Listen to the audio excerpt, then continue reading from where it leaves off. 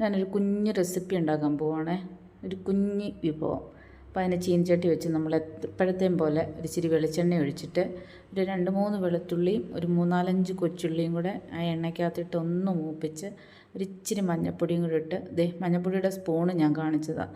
എന്തോന്നറിയാമോ, അത് ഐസ്ക്രീമിൽ കിട്ടിയ സ്പൂണാണ്. എന്നിട്ട് നമുക്ക് നമ്മുടെ മെയിൻ ഐറ്റം അങ്ങോട്ട് ഇട്ട് കൊടുക്കാം. അപ്പോൾ ഇതെന്തോന്നറിയാമോ, നമ്മളിന്ന് അമ്മ കപ്പ പുഴുങ്ങിയപ്പം അതിൻ്റെ കൂട്ടത്തിൽ ചേമ്പും തട ഉണ്ടായിരുന്നു. അപ്പോൾ അത് പുഴുങ്ങാനിട്ടു. പക്ഷേ അത് കപ്പ വെന്ത് ചേമ്പ് മുക്കാൽ വെന്തുള്ളൂ, എന്നാൽ നല്ലതായിട്ട് വെന്തില്ല. അപ്പോൾ ഞങ്ങളത് കപ്പയിൽ നിന്ന് മാറ്റി. അപ്പോൾ അവനെ എന്നിട്ട് മെഴുക്കുവരട്ടി പോലെ അരിഞ്ഞ്, മെഴുക്കുവരട്ടിക്ക് അരിയുന്ന പോലെ അരിഞ്ഞ് നമുക്കൊന്ന് മെഴുക്കുവരട്ടി വെക്കാം. അപ്പോൾ അതിനകത്ത് ഞാൻ എന്തൊക്കെയാണ് ചേർത്തെന്നറിയാമോ, ഒരിച്ചിരി ഗരം മസാലയും ഒരിച്ചിരി കുരുമുളക് പൊടിയും ഇച്ചിരി മുളക് പൊടിയും ഇച്ചിരി കറിവേപ്പിലയും കൂടി ഇട്ട് ആ ചെറിയ തീയിലിട്ട് നല്ലതായിട്ട് മുരിച്ചങ്ങോട്ട് എടുക്കുമ്പം നമ്മുടെ മെഴുക്കുവരട്ടി റെഡി. കണ്ടോ, സൂപ്പർ ടേസ്റ്റ് കേട്ടോ, സൂപ്പർ ടേസ്റ്റ്. അപ്പോൾ ഇതാ നമ്മുടെ ചേമ്പന്തട. കണ്ടിട്ടില്ലെങ്കിൽ കാണിക്കുക. ഇനി ആർക്കെങ്കിലും